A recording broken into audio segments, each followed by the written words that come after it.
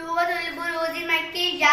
بسم الله الرحمن الرحيم. والسماء ذات البروج واليوم الموعود وشاهد ومشهود. قتل أصحاب الأخدود النار ذات الوقود إذ هم عليها قعود فهم على ما يفعلون بالمؤمنين شهود.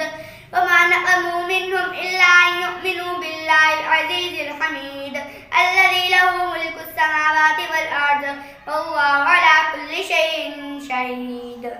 إن الذين فتنوا المؤمنين والمؤمنات ثم لم يتوبوا فلهم عذاب جهنم ولهم عذاب الحريق.